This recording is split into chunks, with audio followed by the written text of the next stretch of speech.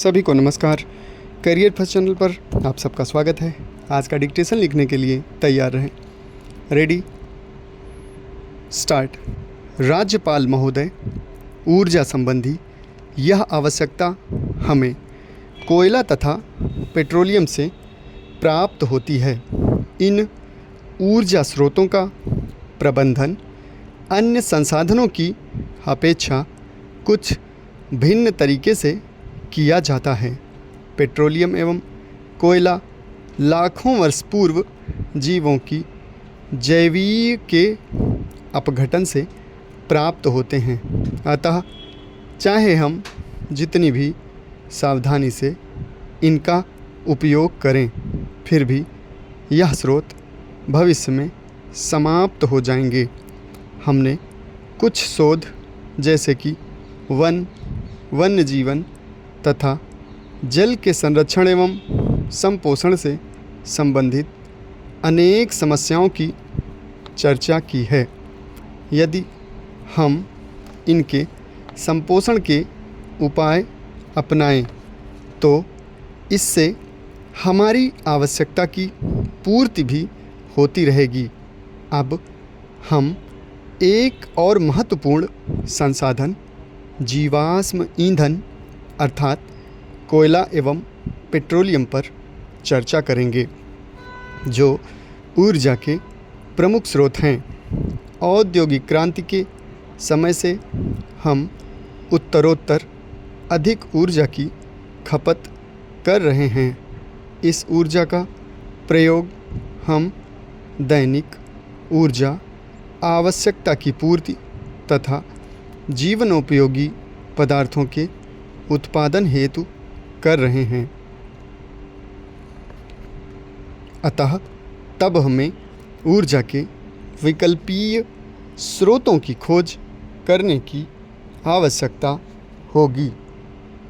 यह संसाधन यदि वर्तमान दर से प्रयोग में आते रहें तो ये कितने समय तक उपलब्ध रहेंगे, इस बारे में विभिन्न आकलनों के आधार पर हम कह सकते हैं कि हमारे पेट्रोलियम के संसाधन लगभग अगले 40 वर्षों में तथा कोयला अगले 200 वर्षों तक उपलब्ध रह सकते हैं।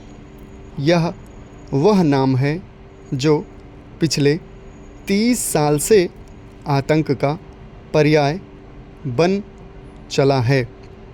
तालिबान का पूरा परिचय छिपाया जाता है, हालांकि उनकी करतूतें खूब दिखाई जाती हैं, जैसे तालिबान द्वारा किसी को मारकर खंभे पर लटका देना, स्त्रियों को प्रताड़ित करना या ऐतिहासिक सांस्कृतिक प्रतीकों को ध्वस्त करना आदि।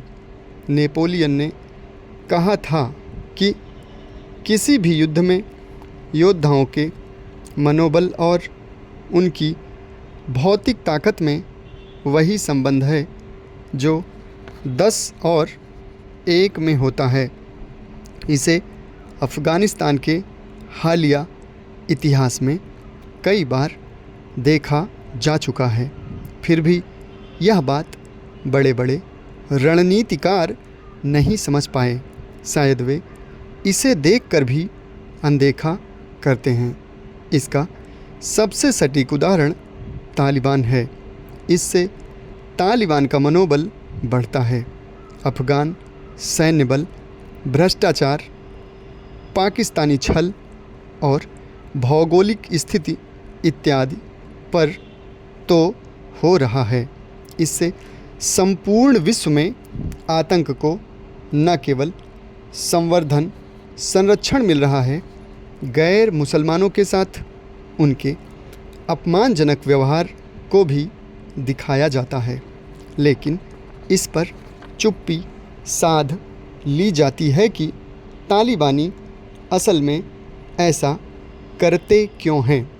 यह तब है जब खुद तालिबान बड़ी ठसक के साथ इन कृत्यों के पीछे कारणों की ज़ोर शोर से मुनादी करता रहा है। वहीं इससे प्रताड़ित देश इस मुद्दे पर खामोश रहते हैं। समाप्त। धन्यवाद।